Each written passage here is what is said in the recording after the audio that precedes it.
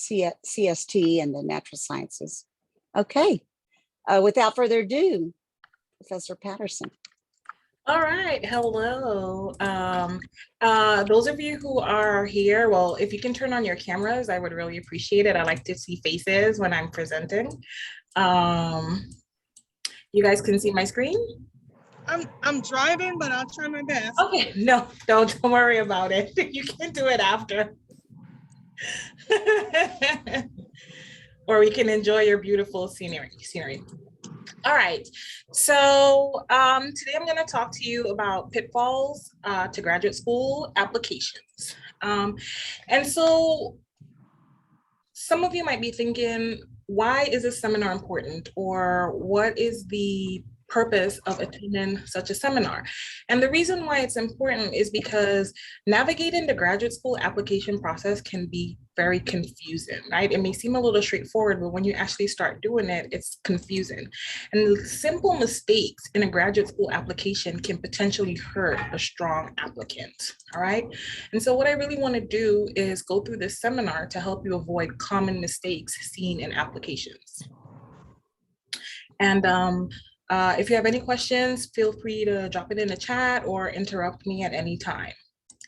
And so while this talk is mostly geared towards students who are planning on doing their master's or their PhD, a lot of the sections that I'm going to go through are actually relevant for those of you who are applying to health professionals degree programs such as a PA or an MD or a DDS.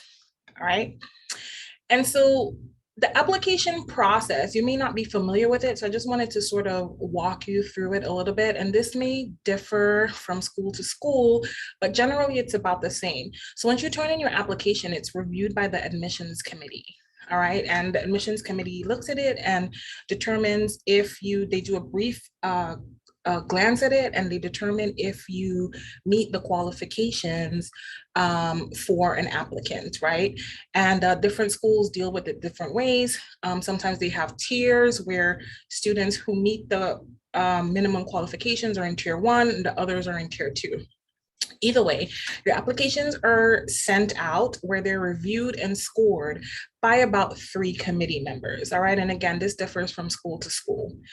Once they're scored, then there's a full committee meeting with all of the committee members, and committee members tend to be full-time faculty, full-time prominent faculty at whatever school you're applying to. And so they'll have a full committee meeting where they discuss every single application that was sent in. And at that point, either you get an interview offer, right? And so they ask you to come in and interview with 2 to 3 faculty or committee members, where again, you are scored. And the scoring is really based on sort of the NIH grant scoring criteria. Okay, and at that point, a final decision is made. And again, it's either, it differs from school to school. Sometimes it's made by the dean, sometimes it's made by the director of admissions, or some other sort of admissions committee. And at that point, you either are accepted or rejected. Okay, if we go back up to the top where I have here, where you're discussed at full committee meeting, if you're not offered an interview at that time, sometimes if you've applied to a PhD program, you may get an email saying, well, we have a master's program, are you interested in that? Okay, so that's just an overview of the application process.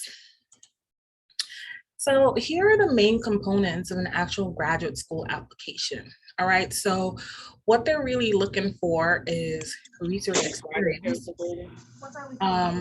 They're looking for a research statement. I'm so sorry. Can you mute your mics, please? Thank you. All right, so they're looking for a research statement, personal statement, recommendation letters, and then they look at quantitative measurements such as your CV or and your transcripts, right? So they look at your grades and other things. And I'm going to discuss each one of these components as we go on. Now, research statement, personal statement, recommendation letters, and quantitative measures are all sort of tangible, right? These are documents that you submit. Research experience is not so much a document you submit, but it's actually a really important component in a graduate school application when you're doing master's or PhD, because having no research experience more than likely may result in you not being a viable candidate. And so the point I want to make is that if you were weak in one area, that's okay, because the graduate school application is a balance. So if your grades are low, right, but you have a lot of research experience, you have a great research statement, you have a great personal statement, you have great letters of recommendation, then you will still be a successful or viable candidate, okay? However, research experience does count for a lot, because again, little to no research experience may not make you a viable candidate. And I'm going to talk about that in a little bit. Okay, so let's go through each section one by one. So quantitative measures, what they're really looking for is, can the applicant actually handle the rigor of graduate school coursework and activities? And the way they measure that, or they look at that, is they look at your transcripts, so your grades, and they also look at your CV. And so what they're looking for is your academic performance, your achievements in science-related coursework. Some schools ask for a GRE. Most schools have gotten rid of it, but some schools still require the GRE. All right. Any honors and awards that you may have been presented. And also if you belong to any organization. So for example, Scholars Academy, do you belong to?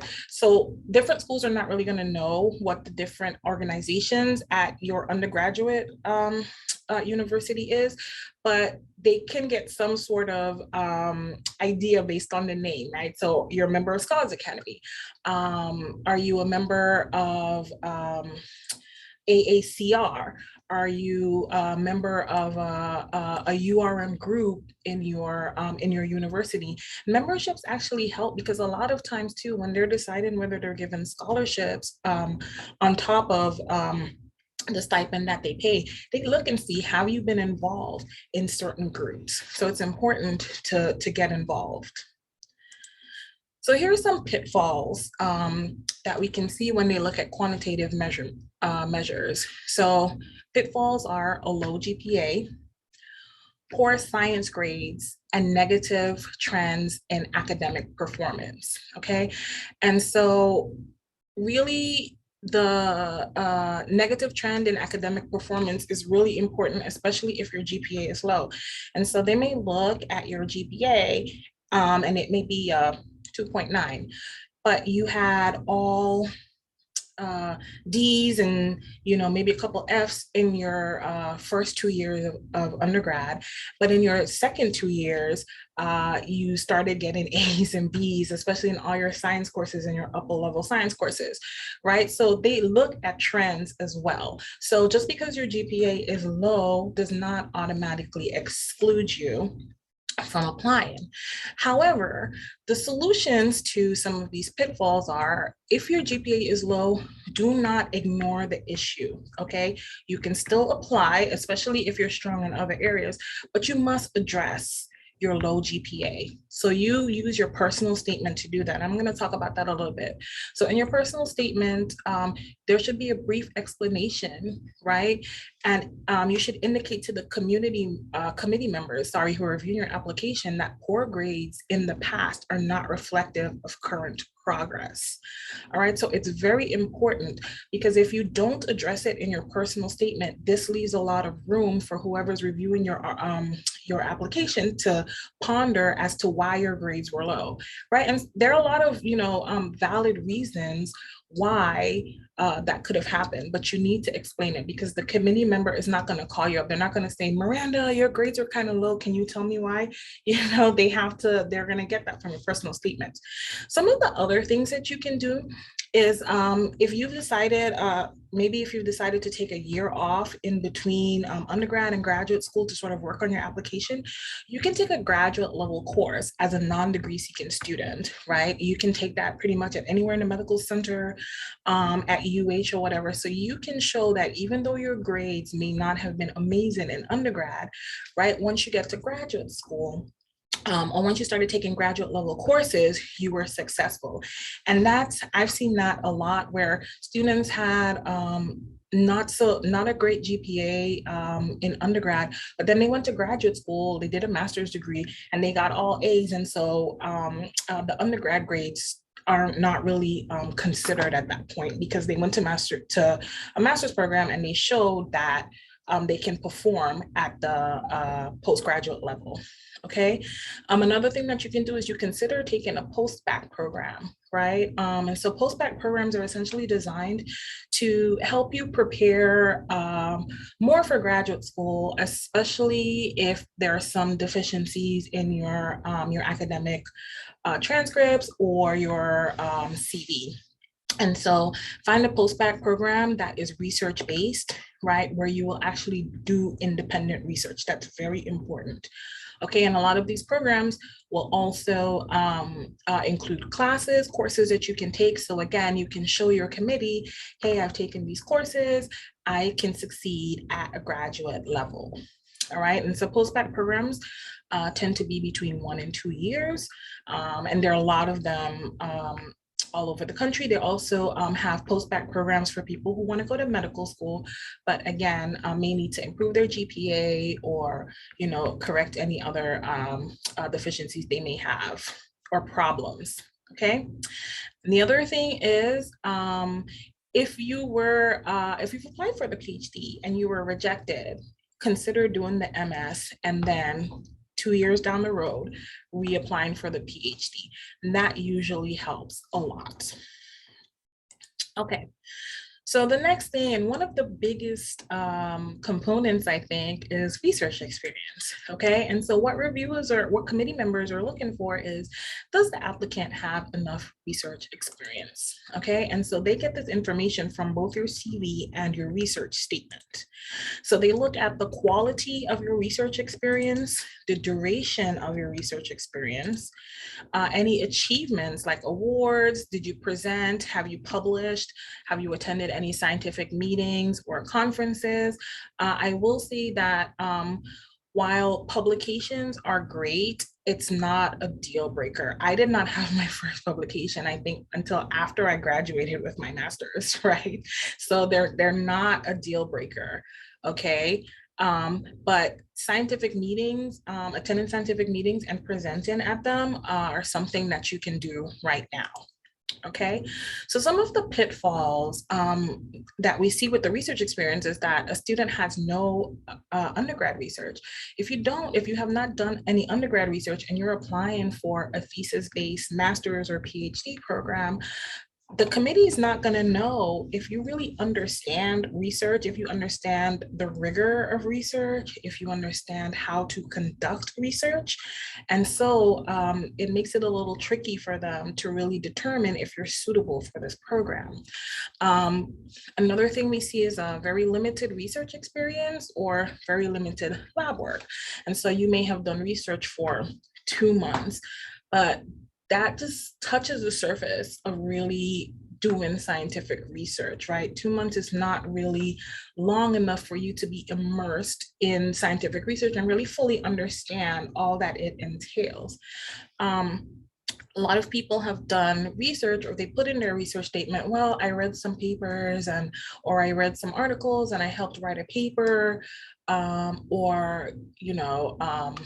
read articles and I helped put a presentation together, and they consider that research. And that might be good if you are applying to, maybe an epidemiology program where you don't have to do any bench work. But if you're applying to thesis-based masters in the sciences, you have to show them that you have done bench work. That does not include what you've done in your classes. Okay, so my students pipette and they do an experiment all semester long, but that does not count as research, right? You have to have an independent project that you are working on under the guidance of a supervisor, all right, where you are physically doing work in the lab. Something else that we see is that students sometimes miscalculate the actual number of research hours completed.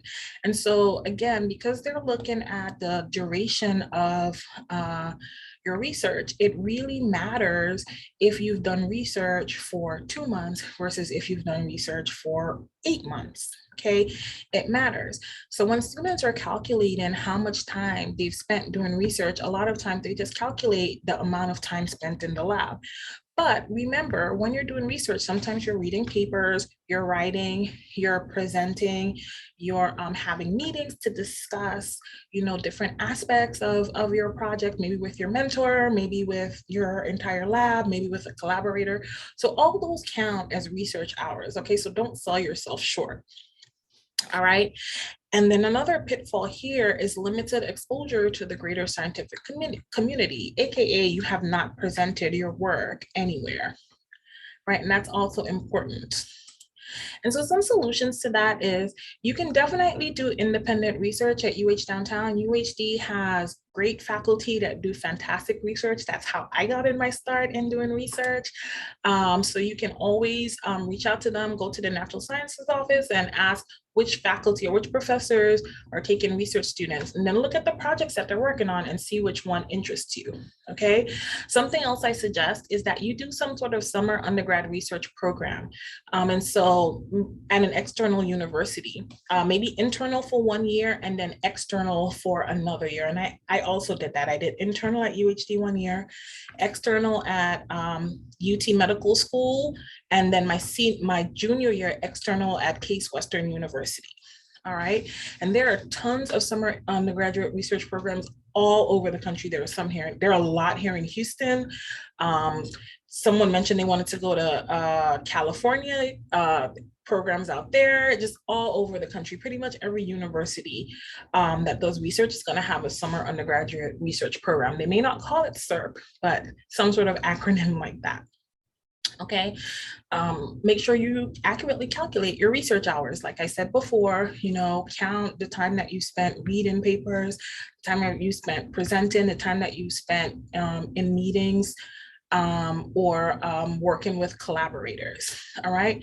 Definitely try to present at scientific conferences and meetings, right? I know that UHD has the GSIF every year. You can present there, and they also have their SRC, if it's still called that, right? And that's something else that you can present your research at, but you wanna have something on your CV that says, hey, I did this work and I went out and I explained to people what I did. And of course, going to the external meetings are always fun. There's a lot of times they're in cool locations. When I was a student here, my last semester, my senior year, our Abercamps meeting was in Disney, right? So I got to go present, but also, you get to see someplace different. Okay, so next thing I want to talk to you about is the research statement, okay? And so the research statement is, again, another really important component because the committee is looking for, can the applicant effectively describe the work that they have done? Okay, research statements should be about 1 page long, right? For most schools. Other schools may have different components, or they may have you have your research statement maybe broken down into different sections. But generally speaking, most graduate schools ask for your research statement to be about 1 page long. And so an effective research statement really should have a historical background that frames a scientific problem, any central findings from the work that you did. How does the findings influence the progress of science, right? Or how can you apply these findings? And it doesn't necessarily have to impact the progress of science out in the greater world. It could be something simple as whatever solution you found, you were able to optimize a protocol in the lab, right? This influences the progress of science because now your lab can perform these experiments at a faster rate or more accurately. Okay, and you definitely should also include your specific role in the described work. Use first person, I or my, to describe what you did. And so some of these pitfalls that I see, or we see with when students submit research statements, is that their research statement reads like a personal statement, okay? So your research statement shouldn't contain sentences like, I've always wanted to be a scientist ever since I was a little girl growing up in New York. All right. It should not read as a personal statement. You have time to explain that, and you have a chance to explain that when you write your personal statement. You also shouldn't use too much jargon. It gets confusing. You don't want the person who's reading your research statement to be lost. Okay. Sometimes they're too short or too long. Both of these are equally bad. Too long. Remember, these committee members are reading hundreds of applications, right? So if they ask for 1 page and everyone turns in 2 pages, right, it gets a little strenuous, I would say, to have to read, you know, all these extra pages. If it's too short, it may indicate that you don't have anything to talk about or you didn't understand what you did. So really stick to the page limit. Something that I see is sometimes the technical work is not adequately described. So I'll give you an example. I can say in a research statement, I determined differential gene expression of patients who were treated for pancreatic cancer, right? And that's fantastic. That's a really great thing that I did. But I really want to talk about the way that I did that, right? So I extracted RNA, then I performed nanostring, a nanostring protocol or a nanostring experiment, and then I analyzed that data. You want to tell the person who's reading that you have these technical skills, right? So they know if you've extracted DNA or RNA, you know how to use a pipette, you know, you understand how extraction of proteins work and things like that. If you've done a nanostring experiment, you understand how to really read that protocol and successfully perform an experiment, okay? So not everyone who reads your paper is going to be familiar with whatever technique that you're talking about, or are going to understand what you did to get your data. And so you really want to explain to them, this is what I did.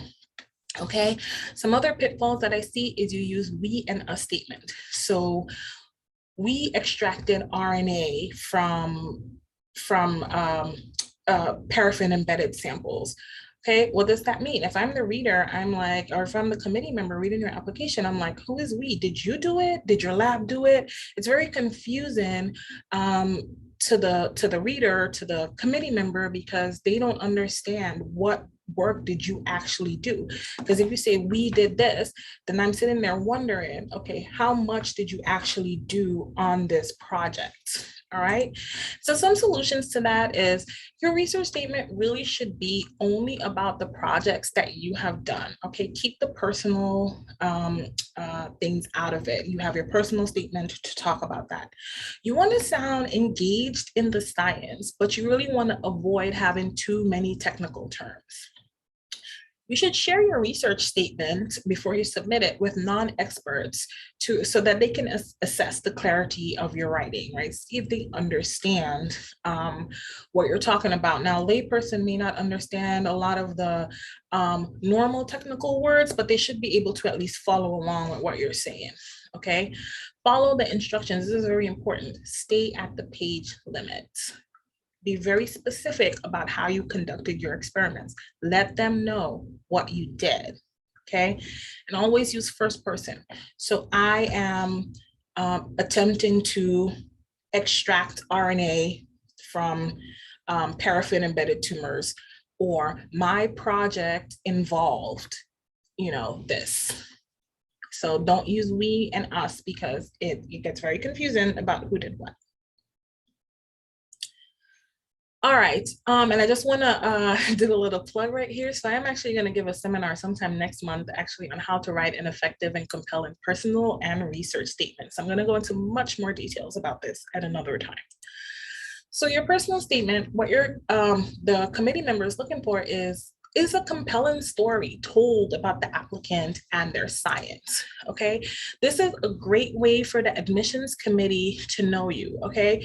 You are fabulous and you're amazing, but the admissions committee can't tell that just by looking at your grades or just by looking at what research you've done, right? So this is really your opportunity to get them to tell them about you. Okay, and so some of the things that they're looking for is your evidence of desire to pursue graduate education. I've seen statements where someone talks about medical school the whole time, or they talk about, being a doctor, but being a medical doctor. And then suddenly I'm thinking, then why are you applying to graduate school? Because it seems like you want to be a doctor, an MD. Okay. Evidence of the desire to attend their institution. All right. Do you have defined career objectives? What do you plan on doing with this degree? Evidence of overcoming challenges in research and education. Any non-academic responsibilities, right, or life changes that you may have. And this is especially important if you need to talk about your grades. All right. Any race, ethnicity, and socioeconomic status to the extent that it may have disadvantaged the applicant. All right. And so some pitfalls that we see with personal statements is the biggest one, of course, is it does not explain academic deficiencies. If you don't have any academic issues, then don't worry about it. But this is really your chance to say, my first 2 years of undergraduate, I was not very focused. I found my way in my 3rd and 4th year, as evidenced by my grades and, these awards that I've received. All right, you have to explain it. Just like with the research statement, it's either too short or too long. If it's too short, they think that you're not compelling. You don't have a lot of things to talk about. If it's too long, then it becomes too wordy and the reader may lose interest. Again, it does not explain the motivation to attend graduate school. Why do you want to be here, right? You have to say, I want to get a master's or a PhD because, right? No mention of the school that you're applying to. Then your letter looks generic. And I know most of you and everyone does this, they're going to probably write one letter and then send it off to the different schools. But you have to make each letter specific. You have to tailor it to whichever institution that you're applying to. All right, and I'll tell you how. So some things that, some solutions to these pitfalls is, of course, explain factors that affected or caused your low grades, right? And highlight indicators of success. So awards, dean's list, things like that. Follow the instructions and stay at the page limit. Definitely when you're writing your personal statement, tell a story about yourself, right? And how you got involved in science, right? How has science changed your life, right? Or how do you want to change science? Definitely tailor your statement to the institution and program that you're applying for, right? So there has to be a statement in there saying that I want to attend Baylor College of Medicine because XYZ, and definitely always mention specific faculty and research projects that you want to work on. So you may say, I'm interested in attending Baylor College of Medicine, because of their world-class immunology program. I would love to work with Dr. Knox, who is a pioneer in the CTLA-4 industry, or CTLA-4 I'm at a loss for words, path, okay, right? You definitely want to do that. At the same time, do not mix up your personal statement. So don't have a personal statement written for Baylor College of Medicine and send it to MD Anderson, okay? So you want to keep these separate, but you want to tailor them to the specific institution. Okay, recommendation letters. All right, so most schools ask for about 3 recommendation letters. I have never seen less than that, and I actually have never seen more than that. But again, this could differ depending on the school you attend or you're applying to. All right, so recommendation letters, one thing that the committee member, the reviewer, looks for is the relationship between the person who is writing the letter and the applicant, okay? Who is this person to you? And so they also read through the letter that was written to see if the recommender has confidence in the applicant's research abilities. That's very important. Confidence in the applicant's academic abilities. confidence that the applicant will successfully matriculate.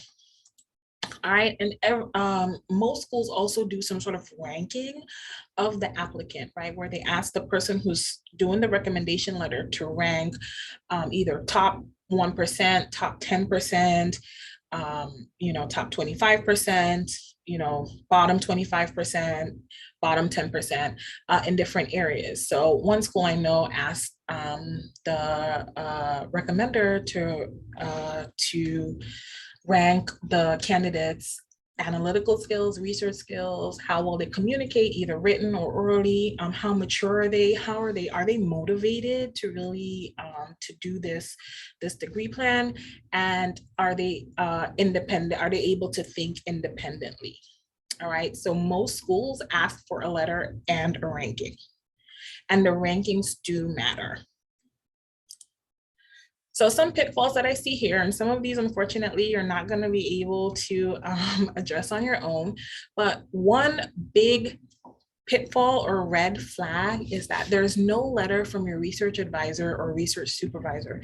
So if you have done research and you are applying to a research program, but you do not have a letter from someone who you've done independent research with, that's a red flag, because we would probably think, okay, why is this person not writing you a letter?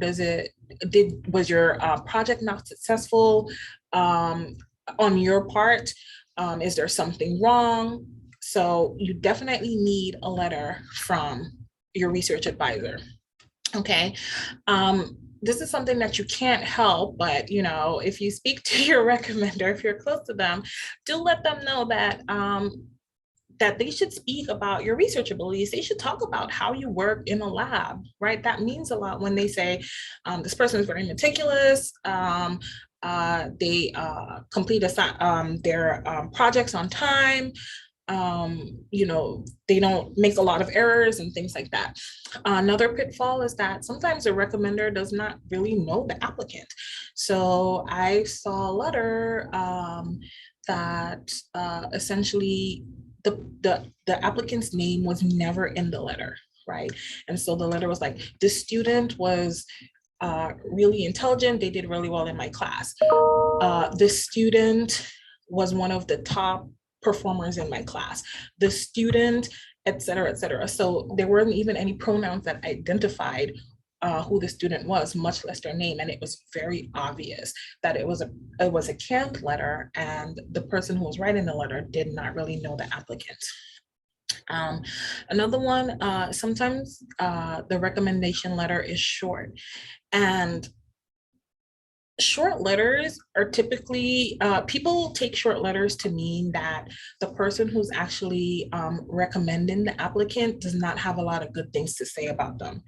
This may not always be the case, right? Sometimes people are just very succinct, right? And they say what they need to say in a couple of sentences, but short letters are definitely red flags, all right? And again, this is not something that you can really avoid, but if you're having a discussion with, this is not something that you can help, but if you are having a discussion with someone who is writing a letter for you, this is something that you may want to bring up, or maybe show them an example of a recommendation letter. Sometimes you get recommendation letters that don't speak well of the student. I'm going to give you a little anecdote. Years ago, I had a student who did something in my class that was not great. And we, talked about it, and the student was aware that what they did was not, in keeping with UHD policies.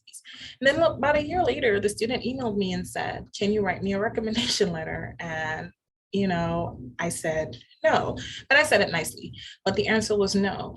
And so you need to think about who's going to write your letters and make sure that they're going to write you a good letter, right?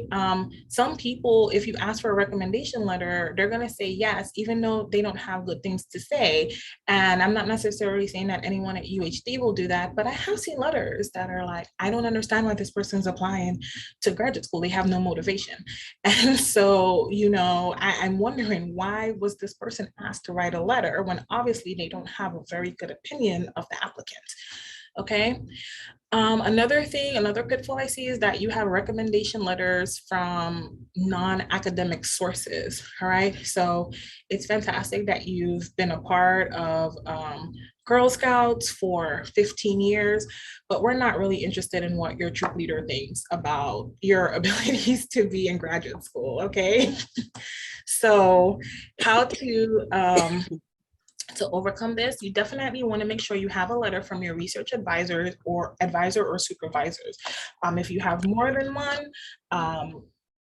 you can get multiple letters, or you can get letters from different advisors. If you have 3 advisors and you feel like you want to get 2 letters from 2 research advisors and 1 from a faculty member who knows you really well, that's great too. Definitely ask for letters from faculty who know you. While you're a student here, you really want to take the time to get to know the faculty and talk to them, be personal with them, make these connections. They're here to help you, and they like talking to students. Whenever you're asking for a letter, something that helps is if you send your CV or any sort of personal statement to the person who's going to write the letter. This helps me a lot when I'm writing letters, so that I can really, I can talk to students a lot, but sometimes I don't always know their motivation, where they're coming from, what they've done. So it's really good to send this along when you're asking for recommendation letters. Ask if a recommender will write a good letter, right? And I was taught this when I was at UHD. When you ask for recommendation, you say, will you be able to write me a good letter? All right. And so they should honestly tell you yes or no. I had that question posed to me once and I said no. So, that's something to think about. And definitely get letters from your faculty whose classes you've taken, research advisors, program directors, so any sort of academic source that you've interacted with while you were a student, okay? One time I saw a letter from someone's publisher, okay? It's great, they had good things to say, but it's not relevant because they're not going to be able to assess your viability for this program. Can I say one thing, Nicolle? Sure. Yeah. So about, showing a length of a recommendation, I would be real careful, because you're talking about a PhD who, not all PhD are open to hear that. So I would tread easy on that. Well, that would be my suggestion. Although what you say definitely suggests they like them, they don't like them, they know them, they don't know them, but the students have to figure out that relationship for themselves. You know what I'm saying? I would kind of steer away from. Okay, sorry about that. No, that's okay. And you're right. And I thought about it too when I was thinking about this. And it's just a suggestion. Yes. But yes, it can rub someone the wrong way. So if they ask you, some faculty actually ask you to write your own letters. I see that all the time. If you write your own letters, make sure that if multiple faculty ask you to write your own letter, don't make the letters the same, okay? Right? Or similar. And also, don't write a paragraph as a recommendation letter. Yes, but Dr. Parker is right. It can be a little touchy to go to someone and say, here's an example. But if they ask for feedback, you should definitely give it to them. All right, so that was really everything that I had about pitfalls. And so I sat there and I thought about, what would help you guys along your journey. And so I thought this is a suggested timeline, okay? You don't have to follow this exactly. And you may be already in your junior year and you haven't started doing any of these things, but it's okay to start at any time. But what I suggest to you, if you're interested in pursuing a degree, a master's or a PhD, especially in the sciences, in your sophomore year is really when you should start contacting UHD faculty about research opportunities. So you start doing research opportunities, your sophomore year, or maybe the summer before you start your junior year. Okay, some faculty might want you to have a little bit more experience in lab courses before they let you do research, but you really want to start in your sophomore year contacting them and asking, hey, is it possible for me to do a project with you? Right, you want to attend graduate school fairs. You actually want to do that all through your undergraduate career. But if you haven't started, you definitely want to start in your sophomore year, so you see what programs are out there, right? And you speak to people, representatives from these schools. I actually went out this year for the MD Anderson Graduate School, right, as a representative, to speak to people and tell them about our programs. And in your sophomore year, you also want to start looking at summer research programs, all right? And a lot of these summer research programs too do like you to have research experience already, right? They tend to be pretty competitive. So if you start research at UHD, you can go somewhere for the summer, right? And then come back and do research again in the fall. Your junior year is really when you want to start tightening what you want to do. So you want to start looking at potential graduate schools, all right? You want to learn about the requirements for the different graduate schools. Do they require GRE? Are there any specific courses? Some courses recommend, some programs recommend courses for you to take or require courses for you to take. So have you taken them? Then you want to start planning to take them, you know, in your senior year. You definitely want to be doing independent research in your junior year if you have not started already. You want to take some time there to apply to summer programs. Something that I left off this list that I should have put on there is when you're investigating potential investigating potential graduate schools, you also want to see if they have programs or meetings directed towards potential students. So here at the MD Anderson UT Health Graduate School, they have something in the fall called Discover Biomedicine, where every week they put on a different seminar that's really geared towards helping students navigate the application process, right? Other schools will have seminars like that, and because of Zoom, we're in the Zoom era, they're all virtual and they're very easy to attend, okay? So in the summer of your senior year is really when you want to narrow down your list of schools and determine what school or schools you're going to apply to. All right. At that point, you want to start contacting the people who you want to write letters for you. You want to do that early. Okay. If you wait too late, that may become a problem. Remember, faculty also have other responsibilities. Sometimes they take vacation. You know, when the semester starts, they have a lot of work to do as well. So you want to talk to them early. Okay. And you also want to give yourself some time. If someone says, no, I can't write you a letter, you have enough time to find someone else to do it. Okay. You want to start drafting your personal and research statements in the summer as well. Okay. And so at the beginning of your senior year is really when you want to finalize your personal and research statements, and you want to submit graduate school applications. So every school is going to have a different deadline for application, but most of them tend to open up in September. And you really want to get your application in as soon as the application opens up. And I'm going to talk about that on the next slide.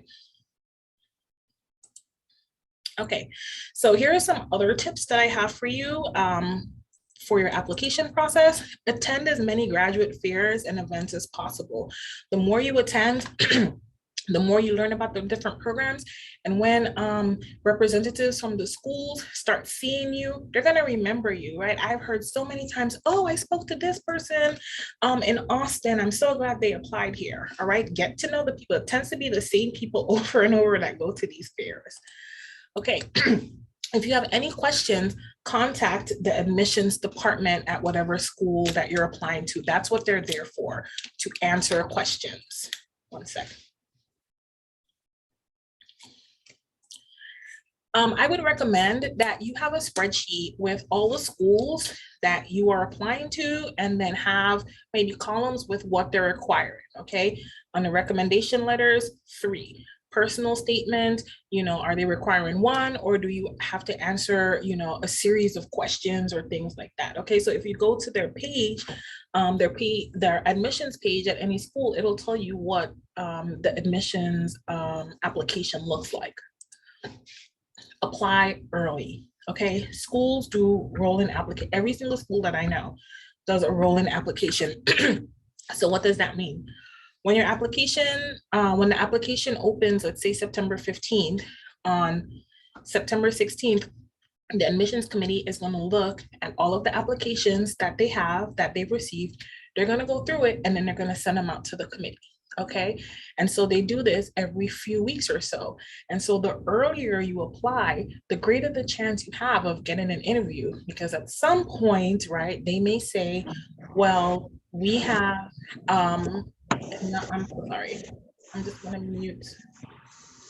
Okay. At some point, they're going to say, well, you know, we've sent out enough interview requests, so we may want to start slowing down, or, you know, we have a lot of applications. We've, you know, discussed so many already, you know, a candidate who is viable in the beginning when you submit in September may be less viable when you submit in December, because at that point they're trying to accept less students possibly. Okay, so you want to think about that. Get your application in early. You want to contact your recommenders early, as I said before. Request your transcripts early. And the reason for all of this is that your school will not consider your application until all your documents are in. So even if you, on September 16th, you've uploaded your application to the system, if the letters of recommendation have not come in, if your transcripts have not come in, they're not going to look at your application until they get everything. Okay. And so if your transcripts, if you waited until September 14th to request your transcripts, it takes a month. That means your application is not going to be seen until in October. Okay. So request your transcripts early. Contact your recommenders early. Again, you need to give faculty time to write these letters. Look online for examples of personal and research statements. There are tons of sources out there that are available to help you write effective and compelling research statements. Some of them are geared towards science programs, some of them are not, so you have to really parse through and figure out which one works for you. Of course, attend any seminars that are available about writing personal research statements. You can use the Writing Center, which was in N925, I hope it's still there, to help with syntax and grammatical errors on your statements. Dr. Parker, correct me if I'm wrong, but I know that they are there and available to help you at least help with the grammar and the syntax. All right, they won't be able to help with the science. They're not going to be able to look at your research statement and be like, this doesn't read like a really good research statement, but they are going to tell you if you have a comma splice. Okay, so this is something that I actually learned not that long ago. So someone was telling a story that they had a student who applied and the student was rejected for the program. And so the student emailed the director of admissions and said, thank you for considering me. Can you tell me, I'm really interested in your school. I'd like to apply again next year. Can you tell me what I need to do to strengthen my application? And the person who was given this talk said, the student was actually on the cusp of being accepted, but they were rejected. But because they reached out, they actually went ahead and offered that student a spot, an admission spot anyway. Okay, that being said, that may not, and I thought that was such a cool story. That may not happen, you know, to everyone, but still you'll get really good feedback from the Department of Admissions as to what you really need to strengthen your application if you plan on reapplying. They may say, well, you didn't have enough research experience, so you know you got to go out and do some more research. They may say your GPA is a little too low, so you know, well, you may have to go take some post-grad classes or graduate level classes as a non-degree seeking student. Okay, so these are just some tips that will help you with your other tips that will help you with your application. Does anyone have any questions? What school? Are you from UHD or are you from another university? Both. So yes. So I do teach at UHD. I'm a former UHD student. I do teach there in the evenings mostly. But My main job is at I'm a program manager at the MD Anderson UT Health Graduate School of Biomedical Sciences. Okay, thank you. You're welcome. Did you head to graduate school immediately after graduating as an undergrad, or did you like take an internship in between or anything? I went immediately. It was the best course for me at that time, and I'm glad I did it. I went immediately, but I do also understand maybe the need to take a break. May I add to that? Yes. If I could. So many times at the PhD level, they will pay you stipend, a hefty. I mean, for making nothing as an undergrad, you get a good salary as a PhD. For masters, they sometimes they will not, but they may hire you as a TA, teaching assistant, and that will help you shore up your tuition. So just FYI. So I'm actually going to add to that. Dr. Parker is correct. And you see that a lot in the natural sciences and maybe computer sciences, et cetera. In the biomedical sciences, every program that I know pays the student. On average, I would say about $32,000 a year, plus they pay tuition, health insurance, and fees, right? So this is the biomedical sciences.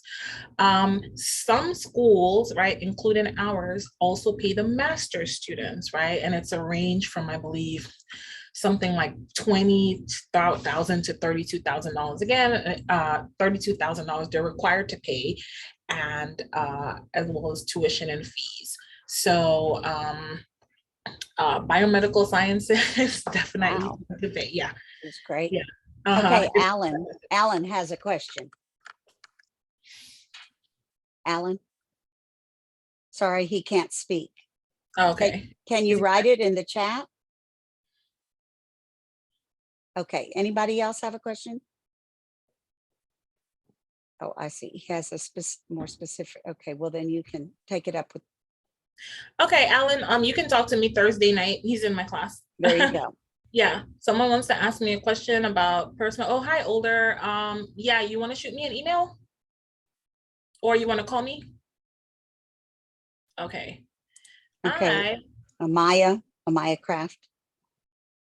Raise your hand. There she is. Amaya. Yeah, I have another question too. So when I was listening to you talk, you said that whenever people have research, it really depends on like how much time it is, compared to just it being like with hours. I have a research program I'm doing this summer, but it's only going to be for 10 weeks.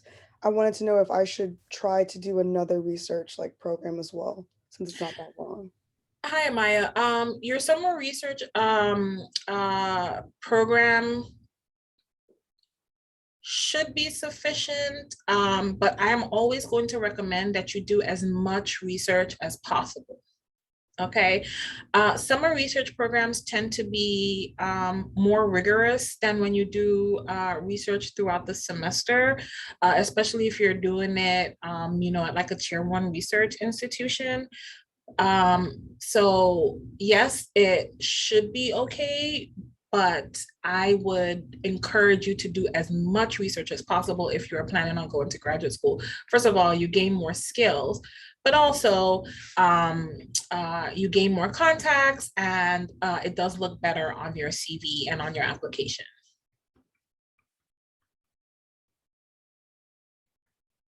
Sure.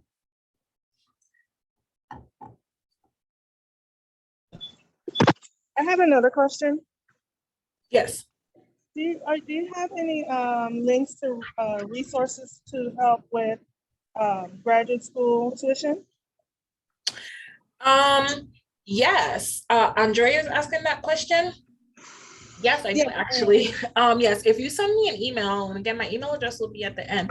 I actually have a list that I keep of scholarships that are available for students who go to universities that do not give tuition. And there are a lot of different scholarships out there. There's scholarships for women, for, certain specialties, for URMs. I have a whole list, so I'd be happy to share that with you.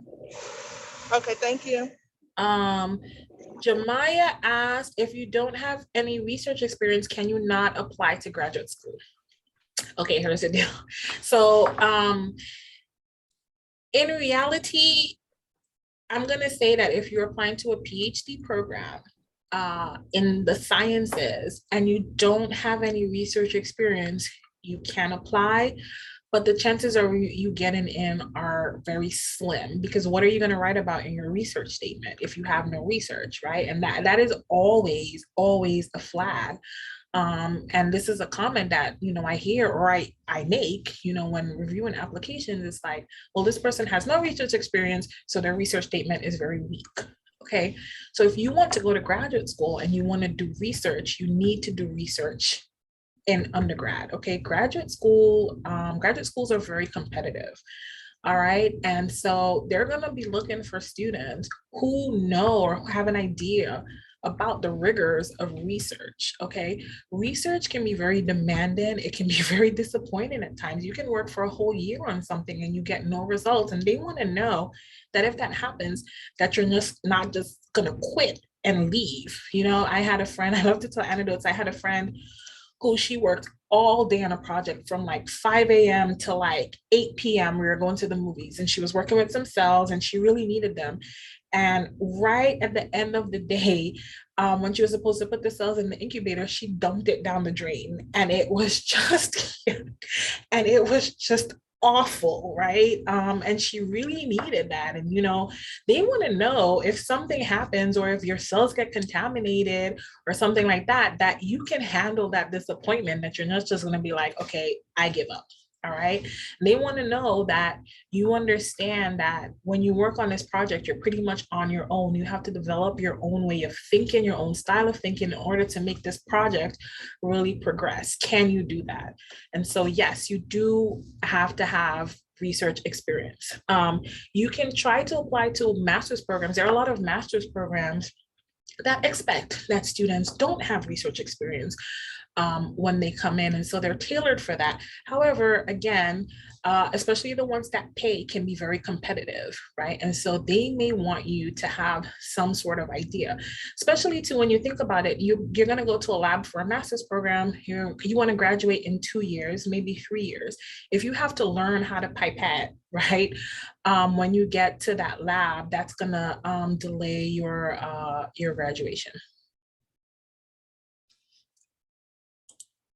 I hope that makes sense. Are the chances of admissions higher for those going straight after getting their BS than those who take a gap year? It's the same. So that doesn't really matter, right? What matters is, what are you doing in that gap year? Are you taking that gap year to strengthen your application? Are you taking that gap year to do research, to take postgraduate classes, or to take graduate school level classes, right? That would matter. But they don't look at your application and say, or at least no one I know really scrutinizes your application and said, well, this person graduated in 2016 and then they took a year off, or this person graduated in May, or they're graduating in May, you know, and they're coming straight here.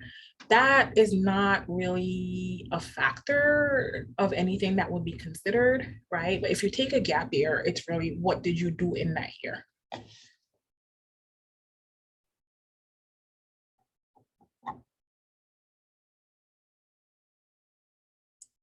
Any other questions? These have been very good. Now, I just had one I'm going to share with everybody. One of the students asked, will we have this presentation posted anywhere? And with Professor Patterson's permission, we'll post it at our essay YouTube for people, if you're okay with that. Yes, I'm okay with that. That's fine. Okay, that'd be great. So if you guys want to contact me, you can look me up on the UHD website. But my email address, I'm going to drop in the chat. Right. And this is my other. Okay, and Jose has a question as well as Hado. Okay, Hado? Yes, sorry. I actually have a question because I Sure. I am currently looking for a PhD program to apply to, Mhm. and I don't know like how early can I apply for a program, because I know that there's going to be like a really big process for like, because I'm looking for like a list of PhD programs just in case I cannot get in one of them. So Okay. yeah, so I don't know like how early can I apply to a program. So what is your classification right now? Are you a junior or a senior or I'm freshman? classified as somewhat in the middle. Okay, that's Yeah. fine. So uh you're not going to be able to apply to any PhD programs until next fall, right? Most schools have applications, application cycles are once a year. The application, so what you need to do is get a list of all the schools that you want to apply to and go to their website and look and see when the application opens, all right? When the application opens, the day it opens is really the day you want to submit your application if possible. Okay, so if you are planning on applying on September 15th, you really need to take the summer or maybe even the spring to really start looking at schools that you're going to apply to, start looking at the requirements, and start drafting your personal and research statements. Okay, it's okay to even wait till the summer. And again, you want to contact people to write recommendation letters for you, and the university for transcripts. Does that answer your question? Yeah, it's definitely really helpful. Thank you so much. You're welcome. Jose? Yeah, so my question in the chat is, would taking a gap year to work as a research assistant help out future students that didn't do research? Tremendously. If I cannot recommend that enough. Especially, I'm going to tell you, especially if you work as a research assistant at an institution that you plan on applying to. Okay, why does that matter? Well, let's say you plan on applying to Baylor College of Medicine, and you work in a research lab at Baylor.